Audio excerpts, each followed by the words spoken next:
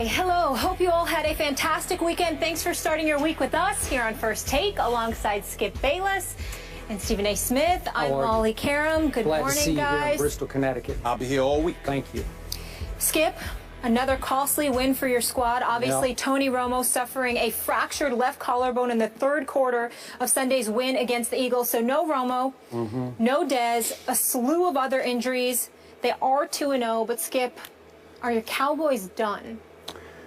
Despite what my friend Stephen A. Smith was tweeting last night, no, they are not done. Not unless you tell me that both Romo and Dez are done for the entire year. Or you tell me that Dez and Romo return a little prematurely and they re-break the bones that are now broken. But Stephen A. Smith, if the best case happens, if Romo and Dez both return and remain 100%, you better believe this football team can get to the Super Bowl, because if they return healthy, the NFC is going to have hell to pay. So let's talk about what happens in the interim. I still have the best offensive line in all of pro football. And by the way, most people don't get this, but Ronald Leary, my starting left guard, could not play yesterday. So he should be back with a pulled groin by next week. Yeah. And my defense remains underrated because it keeps battling its tail off for Rod Marinelli. And what it pulled off yesterday against the Eagles in your town in Philadelphia was nothing short of quietly spectacular. So let's just talk about this. All my Cowboys need to do is win the NFC East, because if you win the East, and by the way, they already have 2 huge division wins.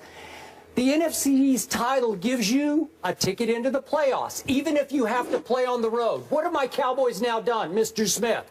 They have won 10 straight regular season road games. Franchise record. That's unbelievable to me. 10 straight on the road.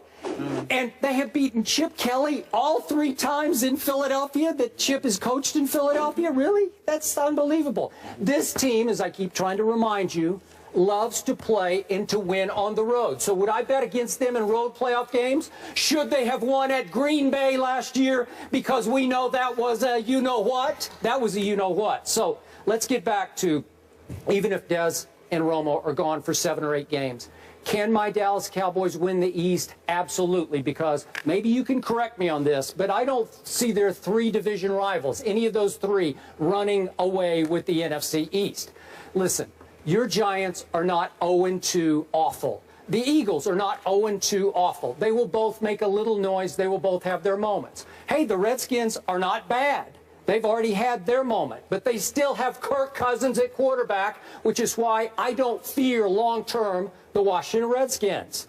So let me just go to, if my Cowboys, with Brandon Weeden at quarterback, who, by the way, very quietly went 7 for his 7 that he threw in that game yesterday, 7 for 7. And remember, this is his 2nd year in the system, and he made a big point last night. This is the first time since 7th grade that he's had the same offensive coordinator for 2 straight years. So he's far more comfortable in this system now than he used to be. Yep. So what if my Cowboys, who have some guts and fight in them that is becoming special, what if they pull off a win against Atlanta at home? What if they go to New Orleans, where Jameis Winston won yesterday, and beat Drew Brees to get to 4-0? Right. Guess what happens then? Here comes Greg Hardy. Here comes Rolando McClain. Maybe here comes back Randy Gregory from his high ankle sprain. You don't think that defense is just going to get a little stronger, but stronger? They will. So do I think they're done? No, they're not done, because they still can win the NFC East. Thank you very much. Skip Bayless, let me start off the show by giving you kudos, because for the 2nd consecutive year, you're absolutely right. The Dallas Cowboys are going to win the NFC East. The Eagles, once again, have let me down. I'm done. Oh, you're writing it off. I'm writing the Eagles off. I'm writing the Eagles off, and I'll get to that in a second. They just look pathetic. I can't believe how awful they have looked yesterday. The Dallas Cowboys looked sensational defensively. When I imagine the fact that they don't have Scandrick, that they don't have, Randy Gregory, okay, that they don't have Greg Hardy, that they don't have Rolando McClain, and I look at what that defense was able to do yesterday, It's very impressive. There's no question about it. And when you imagine Des Bryant and Tony Romo, it's clearly it's understandable why they were your Super Bowl picks. The Philadelphia Eagles are an entirely different story. The Philadelphia Eagles had 17 yards rushing yesterday. 17 yards rushing. In 2 games, they have a grand total of 70 yards rushing. Their 17 yards rushing yesterday is the worst since the franchise was in existence in 1961. Yeah. That's how bad the Eagles' offense was. Sam Bradford looked like a straight-up... I'm not going to even call him names. What I'm going to say is he looked pathetically weak. He looked petrified. He looked in over his head like a deer caught in headlights.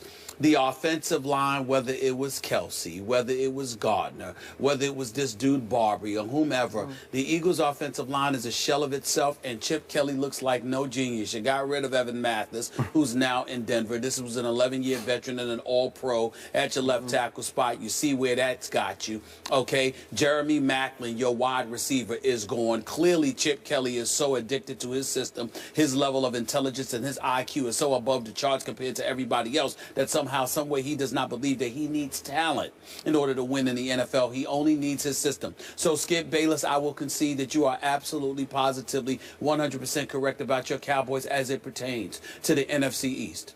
Here's the thing. Here we go again with accident waiting to happen. I was not measuring the Dallas Cowboys according to the NFC East. Sure, I picked the Eagles. Sure, I thought that they would do some damage because of their offense. Sure, I was wrong about that. I'm wrong about quite a few things. I don't pretend to be infallible, nor do I pretend to be perfect. What I pretend to be, which is not pretentious at all, is accuracy as it pertains to the Dallas Cowboys overall. And what do I consistently say? At some point in time, the Dallas Cowboys, just like Jay Cutler, they won't let you down. Just be patient. What can go wrong will go wrong.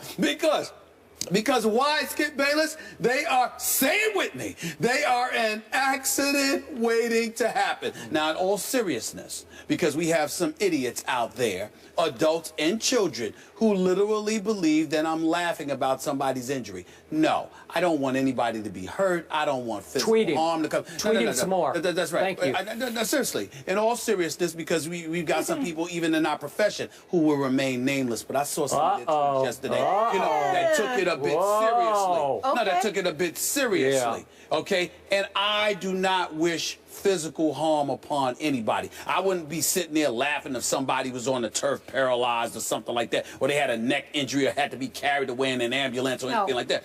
Injuries come with the game of football. As long as from a health standpoint you're ultimately okay, all right, and you don't have your career shattered or anything like that. When I'm laughing about it, it's about the result it's going to have on your football team, not necessarily you being injured. So everybody needs to pump the brakes there.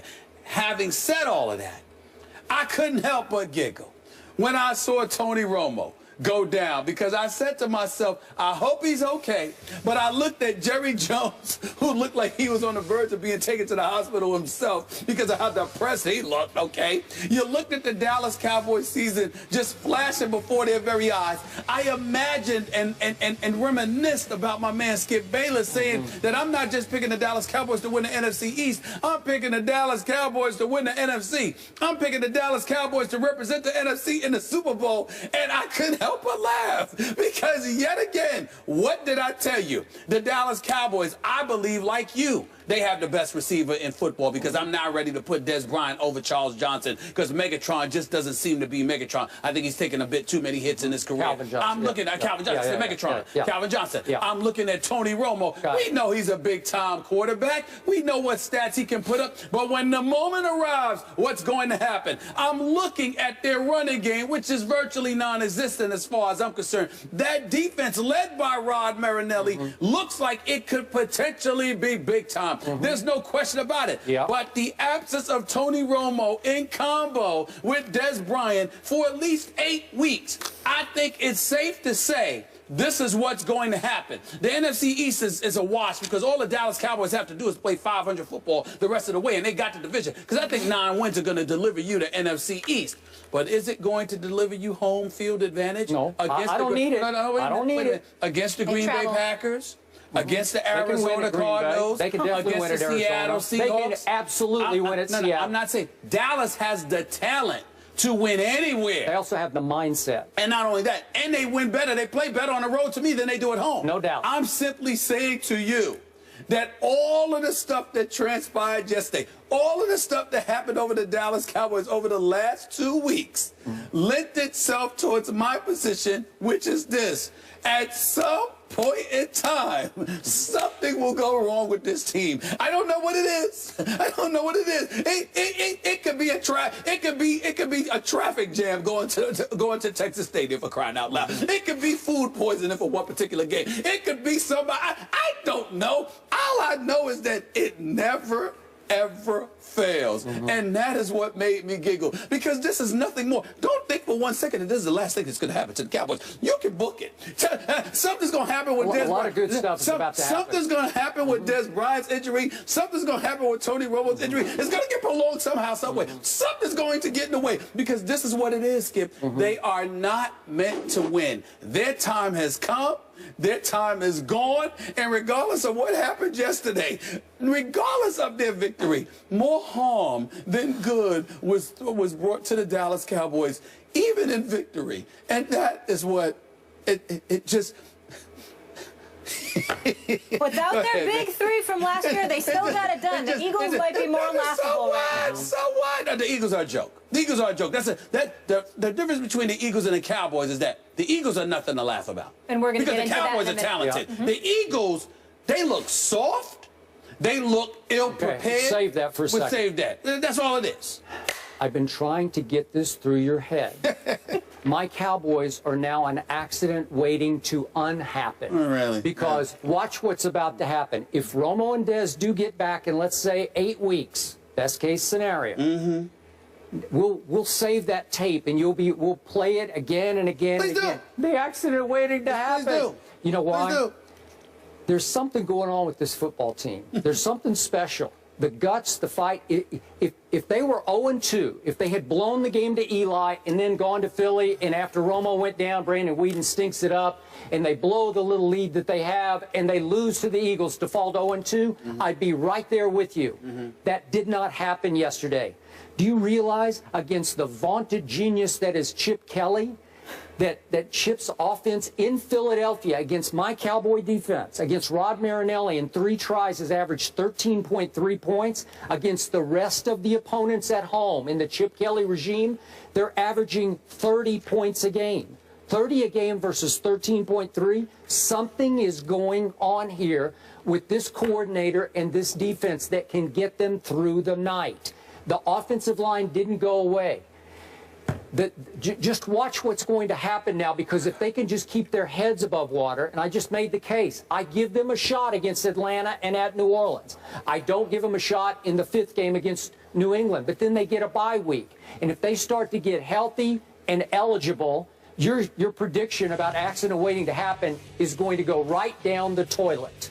Skip Bayless, I know that you love to be right. You're just addicted to the world confirming that you're right. But let's be clear about especially against you. He was pretty right yesterday with the picks, though. We'll give you props on that. So what? A dead clock. So what? Oh, this dead clock is right every Monday. That's not true. That's not true. There's a few games you've gotten wrong last week. Let's call a spade now. But who's ahead? I think I'm ahead of you like 7-1. No, it's not 7-1. It's significantly much closer than that. But that's neither here nor there, Skip Bayless, because for me, as long as I'm right about the Cowboys, it does not bother me. And this is the beauty of it all. Because let me tell you something right now. Let me remind the world of my promise. Not a bet, but a promise that I would have to wear Dallas Cowboys paraphernalia the entire week of Super Bowl week in the event that the Dallas Cowboys get to the Super Bowl. We all know I don't want that nightmare. And I am telling you right now, it will not happen. And that's what you have to pay attention to right here. Skip Bayless, you sit there and you hit your Wagoner team.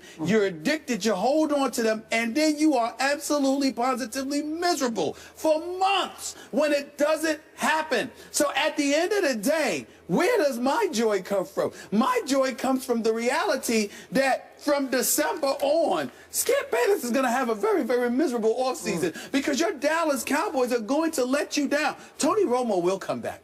Des Bryant will come back. And I promise you, something else will happen because it's already been ruined. They ain't getting home field. It's already, and even though they perform well on the road, they're not getting home field. You can cancel that. There's no way on earth that the Dallas Cowboys getting home field advantage come playoff time with them being gone for 8 to 10 weeks. Tony Romo and Des Bryant. It's just not going to happen. Brandon Whedon is going to lead you to victory. Come on now. It's just not going to happen. I mean, he's going to win a couple of games now. They ain't going to completely wet the bed. But the Dallas Cowboys will struggle. They will not be the same team. And as a result, it will cost them home field advantage in the playoffs. And as a result of that, they will not be going to the Super Bowl. As I promised you, they would not. This, to me, as long as Tony Romo, God bless him, and I don't want any life-threatening thing to happen to him, of course. But thank goodness, you know, he's relatively healthy, but he can't play football. In the end, I want you on the field with your best losing that way rather than you getting injured, except with the Cowboys. Because with the Cowboys, my accident waiting to happen mantra, I love that to continuously prove correct. Okay, whatever can go wrong will. And that is what has happened to the Cowboys. And you will be forced to face that sooner than you think. And you will be forced to wear Cowboy paraphernalia for that whole week leading up. It will not happen. No? It will not happen. Our bet is still in. It's no bet. Yeah. I didn't even ask you to bet me. I volunteered. That's no true. bet involved. I will gladly do this because it will not happen. Okay. That miracle will not try to Okay, but you're declaring it null and void as in it can't happen now, but it's still in effect, right? It can happen. Okay, I just want to make sure it's still in effect. We got it on record. All right, you heard from Skip and Stephen A. on the matter. Now it's time for you guys to weigh in on Twitter. Let us know what you think by replying yes or no to the hashtag #LosingRomo.